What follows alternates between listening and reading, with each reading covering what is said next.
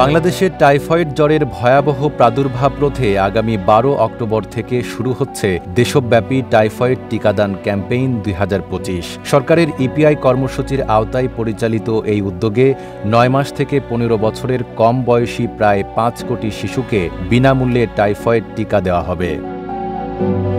সংশ্লিষ্টরা বলছেন, এই টিকা শুধু সাধারণ টাইফয়েড নয়, বরং দিন দিন বেড়ে চলা ওষুধ প্রতিরোধী টাইফয়েডের বিস্তার রোধেও কার্যকর ভূমিকা রাখবে। টিকা গ্রহণের জন্য অভিভাবকদের নির্দিষ্ট ওয়েবসাইটে গিয়ে জন্ম নিবন্ধন নম্বর ব্যবহার করে নিবন্ধন করতে হবে। তবে নিবন্ধন ছাড়াও যে কোনো শিশু এ টিকা পাবে। ইতোমধ্যে প্রায় ২ কোটি শিশুর নিবন্ধন সম্পূর্ণ হয়েছে।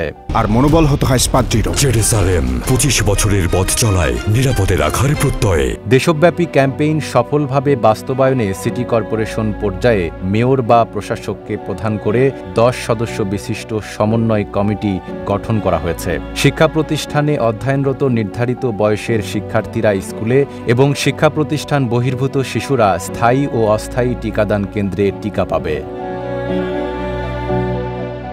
এদিকে গ্লোবাল বার্ডেন অব ডিজিজের বরাত দিয়ে বাংলাদেশ টাইফয়েডের পরিস্থিতি সম্পর্কে জানানো হয়, ২০২১ সালে বাংলাদেশে প্রায় ৪,৭৮,০০০ মানুষ টাইফয়েডে আক্রান্ত হয়। এর মধ্যে প্রায় ৮,০০০ মানুষের মৃত্যু ঘটে।